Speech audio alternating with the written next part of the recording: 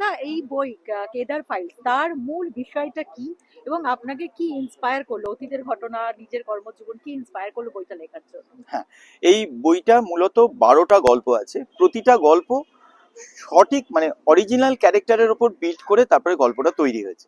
খালি ক্যারেক্টারের নামগুলো চেঞ্জ করা হয়েছে বিভিন্ন রকম কারণে, কোনোটা ট্রায়াল চলছে বা কিছু। যেমন একটা খুব মজার গল্প আছে এখানে, বিদ্যাসাগর বলে। Vidyasagar actually original Jamtara gang, যেটার উপর জামতারা সিনেমা সিরিজও হয়ে গেছে, ওয়েব সিরিজ, সেটা যে কলকাতা পুলিশ প্রথম টার্গেট করেছিল এবং প্রথম অ্যারেস্ট করেছে তাদের মেন কিং পিনকে, সেও কিন্তু এখানে উপস্থিত ছিল, জিতেন্দ্র প্রসাদ, সে একজন সাব ইন্সপেক্টর আমাদের ব্যাংক ফ্রডে। এরকমই আমাদের অরিজিনাল ঘটনাগুলো, অরিজিনাল যে স্টোরি, মানে অ্যাকচুয়ালি স্টোরি তো নয়, স্টোরি মানে কাল্পনিক কিছু, এগুলো কোনোটাই কাল্পনিক নয়, সত্যি ঘটনা, বাস্তব। তার উপর খালি এগুলোকে আমরা মানে চিত্রাই মানে লিখেছি, বিভিন্ন রকম রং দিয়েছি। এবং মেন যে ইন্সপায়ার করেছে সেটা হচ্ছে সাইকোলজিক্যাল যে স্ট্রেস।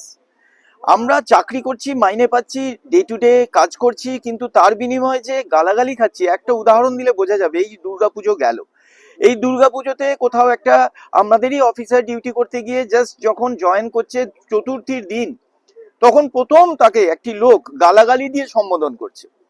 কারণ সে তাকে দেখছে তার কাপড় জামায়, তাকে মানুষ হিসেবে না, ব্যক্তি হিসেবে। অথচ সে একটি বাঙালি ছেলে, সে পুজো নিয়ে প্রচন্ড আবেগপ্রবণ।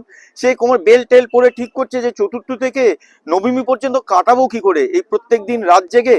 ঠিক আছে, কিছু হয়ে কাজ করে কাটিয়ে দেবো, কিন্তু যখনই আমাদের কাজে কর্মক্ষেত্রে প্রথম গালাগালি দিয়ে শুরু হয়, তখন অসম্ভব রকম ভাঙন ধরে ভেতর থেকে, ভেতর থেকে যেন ঘুণ খেয়ে যায়।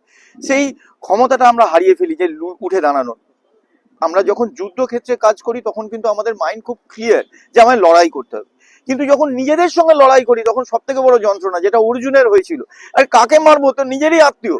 এক্স্যাক্টলি বল প্রয়োগ করার সময় বারবার যে স্ট্রেস হয়েছে, বিভিন্ন রকম কাজ করতে গিয়ে, বিভিন্ন রকম অন্যায়ের বিরুদ্ধে দাঁড়াতে গিয়ে, অন্যায়টা করছি দেখলাম তো নিজেরই লোক, যে অন্যায় করছে যে আমি আত্মীয়। মানে আপনারা যারা এই সব বিষয়ে অনেক ডিটেলে রিপোর্টিং করেন তারা জানেন যে অনেক ক্ষেত্রে আমরা দেখি ভাই ভাইকে মারছে, আত্মীয় আত্মীয়কে মারছে, তার এগেনস্টে কেস করছে। এটা মহাভারত থেকে চলে আসছে, কিন্তু আমরা মাঝখানে পড়ে যাই বেশিরভাগ ক্ষেত্রে। কি যে আমাদেরকে ডিসিশন নিতে হবে, না হলে নাকি বোথ পার্টি আমাদের এগেনস্টে কমপ্লেন করছে, আমরা নাকি বোথ পার্টির থেকে কোনো না কোনো ভাবে হয়তো ঘুষ খেয়েছি বা কিছু ভাবে ইন্সপায়ার্ড ইনফ্লুয়েসড হয়েছি। কিন্তু বেশিরভাগ ক্ষেত্রেই নয়, আমরা বারবার এই মানে বিভিন্ন রকম ভাবে খোঁচা খেয়ে, বারবার ধাক্কা খেয়ে যখন ফিরে যাই বাড়িতে, তখন একটি অদ্ভুত রকম কাতর একটা ইচ্ছে থাকে যে আমায় হয়তো কেউ সেইভাবে সেবা করবে। তার কাছে তো সেইটা, তার কাছে চাহিদা তো সেইটা যে তুমি কি দিলে আমার ফ্যামিলিতে। ঠিক দেখুন, এখন দাবাং বা যেখানে ধরুন ওই ধরনের বড় লার্জার দ্যান লাইফ দেখানো হয়, তখন কি কখনো দেখায় যে দাবাং যে ক্যারেক্টার, সে মশারি টাঙাচ্ছে, সে বাজারে গিয়ে ট্যাংরা মাছের দর করছে? না, কখনো নয়। তাকে দেখানো হয় সে তার এই পার্টটাই নেই, যদি দেখানো হয় তাও সেখান থেকে হিরো দেখানো হয়। দৈনন্দিন দিনের কাজও করি, অথচ পুলিশের চাকরিও করি। এই যে স্ট্রেস, এই স্ট্রেস থেকেই আমার এটা লেখা। মেন উদ্দেশ্য এটাই যে যাতে কোনো রকম ভাবে কোনো মানুষ, সে যে প্রফেশনেই থাকুক, সে যেন এইভাবে ধরে না নেয় যে শুরুটাই হচ্ছে ভুল দিয়ে। কারণ আমরাই একমাত্র প্রজাতি, মানে বিইং, যারা অপরিচিত মানুষের সঙ্গেও বন্ধুত্ব করি, অপরিচিত মানুষের সঙ্গেও ঝগড়া করি। কিরকম, ধরুন আপনি এখানে আছেন, আপনি ইংল্যান্ডে যে আছে তার সঙ্গে বন্ধুত্ব হয়ে গেল, কেন? সে ইন্ডিয়ান, আপনি জানতে পারলেন ইন্ডিয়ান, অথবা জানতে পারলেন সে বাঙালি, হঠাৎ করে বন্ধু হয়ে গেল, অথচ আপনি তাকে চেনেন না, জানেন না। আবার যেখানে উল্টো কোনো দেশের নাম করুন, ধরুন বললেন পাকিস্তান বা বাংলাদেশ, ও তারপর আপনার শত্রু হয়ে গেল, অথচ আপনি তাকে চেনেনই না। এই যে একটা অদ্ভুত এই সিচুয়েশন, নিজেদের মতো কাল্পনিক একটা তৈরি করে তার সঙ্গে শত্রুতা দিয়ে শুরু করা। চতুর্থীর দিন এই বিকেল 3:30 4টের সময় যখন একটি লোক গালাগালি দিল, তখন সে অফিসার ভাবছে আমি কি বলবো, কোথা দিয়ে যাবো, তাহলে কিভাবে এই কঠিন চাকরিটা করে যাব। কারণ বেরোতেও পারছি না, সেই ব্যাঙের মতো অবস্থা। টেম্পারেচার বাড়ছে কিন্তু লাফাতে পারছি না, ভাবছি অ্যাডজাস্ট করবো, একটা সময় আসে আর পারছি না, তখন বিস্ফোরণ ঘটে। হয় লেখা আমার তার সেটাই হয়েছে। আপনার বইয়ে কি এই যে একটা মানসিক ভাবে ক্ষত বিক্ষত হয়ে যায় পুলিশ প্রতি মুহূর্তে ডিউটি করতে গেলে, তার ডিউটিটা পালনও করছে অথচ সুপিরিয়রদের কাছে গালাগালি খাচ্ছে, পাবলিকের কাছে খাচ্ছে, মিডিয়ার কাছে খাচ্ছে, এই ক্ষত বিক্ষত হয়ে যাওয়া মানসিক অবস্থাটাও কি কোনোভাবে গল্পের মধ্যে অ্যাবসলিউটলি প্রত্যেকটা জায়গায় আছে। এবং বারবার বলছি, আগেও বলেছি, আবারও বলছি যে আমি কাউকে দোষারোপ করছি না, কোনো বিশেষ মানুষকে নয়। কারণ এখন সব থেকে স্ট্রেসফুল কাজ যদি বলেন, দ্যাট ইজ নেতা।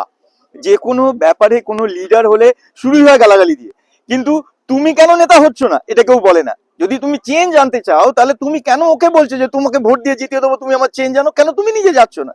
আজ কেউ বিবেকানন্দ হতে চাইছে না, বলছে তুমি বিবেকানন্দ হও, আমি তোমার পুজো করবো। কেন?